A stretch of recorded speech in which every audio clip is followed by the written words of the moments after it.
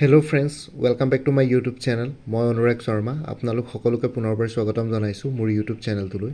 আজি মই আপোনালোকৰ সন্মুখত এটা নতুন ভিডিঅলৈ উপস্থিত হৈছো আৰু আজিৰ ভিডিঅ'টোত মই আপোনালোকৰ সৈতে শেয়াৰ কৰিম দুখন নটিফিকেশন আৰু সেই নটিফিকেশন দুখন আহিছে অসম লোক সেৱা আয়োগ Assam public service commission APSC ৰ ফালৰ পৰা আৰু আপোনালোকে থাম্বনেলত যোনটো দেখিছে APSC ৰ CDPO চাইল্ড ডেভেলপমেন্ট প্ৰজেক্ট অফিচাৰৰ কথাটো হেতু হসাই হ'ব আপোনালোকে এই নটিফিকেশন কিখন পঢ়িলে মানে আপোনালোকে গম পাব ইয়াতে নটিফিকেশন আহিছে OMR বেস স্ক্ৰিনিং টেষ্টৰ কাৰণে chemical examiner excise department Assam so ইয়াতে প্ৰগ্ৰাম ফৰ স্ক্ৰিনিং টেষ্ট হল কেমিকেল এক্সামিনাৰ পোষ্ট আছিল এক্সাইজ ডিপাৰ্টমেন্টৰ অসমৰ সো ডেট অফ এক্সাম টু হল স্ক্ৰিনিং টেষ্ট টু হল 21st of June 2024 ফ্ৰাইডে পৰিছে দুবেলা হ'ব আগবেলা 10 AM to 12 noon আৰু পাঁচবেলা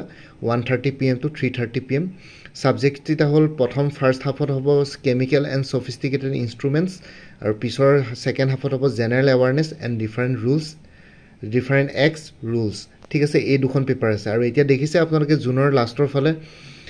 জুনৰ 21 তাৰিখে এই পৰীক্ষাটো অনুষ্ঠিত কৰিলে তাৰ পিছৰ এডভাৰটাইজমেন্টত আপোনালোকে আৰু এটা পৰীক্ষাৰ কথা দেখিব তাতে জুনৰ লাষ্টৰ 20 তাৰিখৰ পিছত গুটে APSC অলৰেডি এইখিনি পৰীক্ষা স্কেডুল কৰাই আছে সো CDPO ৰ এক্সাম যে জুনত হ'ব তাৰ আশাটো কম হৈছে যদি এইখিনি বস্তু চাই আৰু ইয়াতে আৰু এটা লিখিছে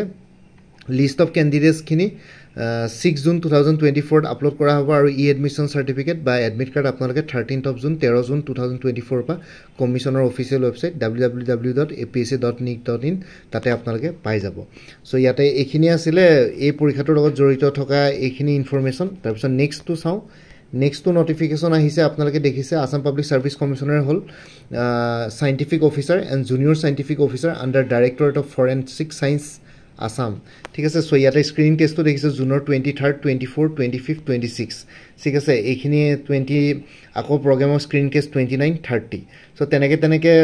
জুনিয়ৰ আৰু senior scientific officer and junior scientific officer পৰীক্ষা এই জুন মাহত একেলগে অকুপাই কৰি লৈছে ইয়াৰ আগতে কেমিকেল এক্সামিনাৰ পৰীক্ষাটো জুনৰ 21 তাৰিখে আছিল সো এখন প্ৰগ্ৰাম হল scientific officer explosive division 23rd of June 2024 Sunday আছে ৰাতিপুৱা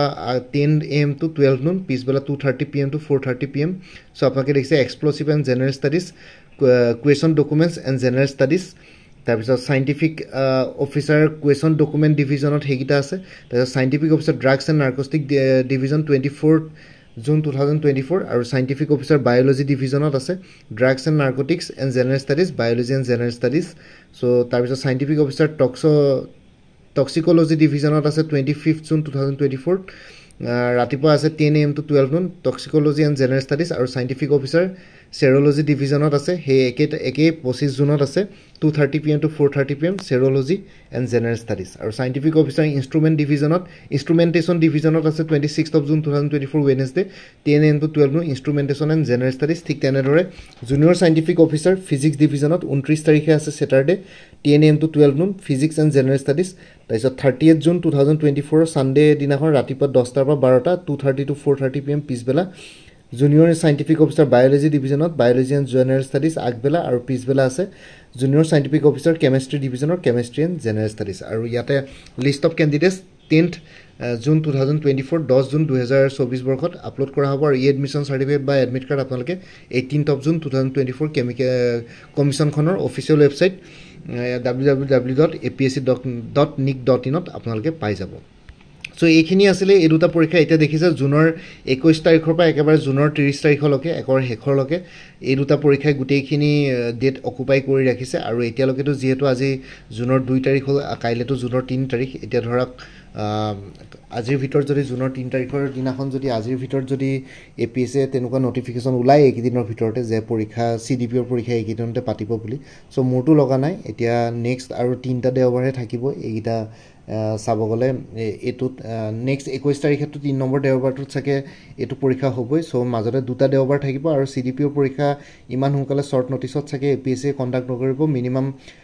20 days বা এক মাহৰ সাকে আগতে APSC অফিচিয়েল নটিফিকেশন দিব সো জুনত হোৱা আশাটো বহুতে কম আছে আপোনালোকে এইখিনিৰ পৰা জানিব পাৰিছে সো এতিয়া next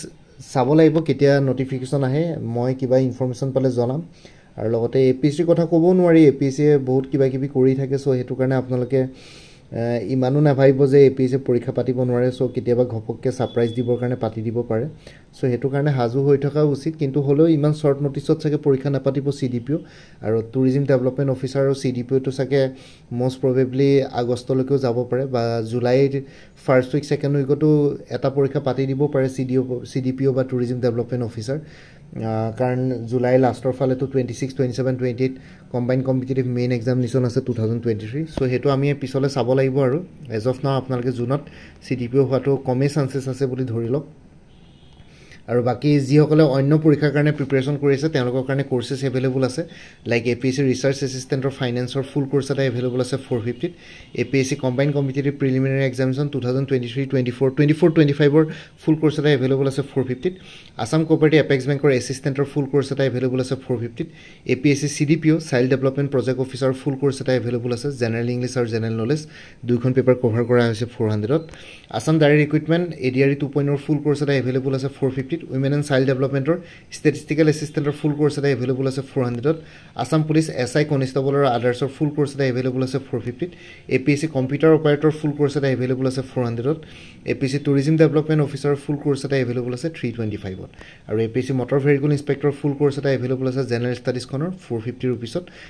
updated current affairs kini as of now May 2024 kana update ase baki June mah to complete hoar pisot July 1st week apnaloke ei June mahor current affairs kini pai jabo tar karone যিসকলে course মোৰ পৰা purchase কৰিব তেওঁলোকে just মোক WhatsApp এটা reminder message দিলে হল July 2 তাৰিখ মানে তেতিয়া আপোনালোকে জুনৰ কাৰেন্ট এফেয়াৰ্স খিনি পাই যাব এনেকে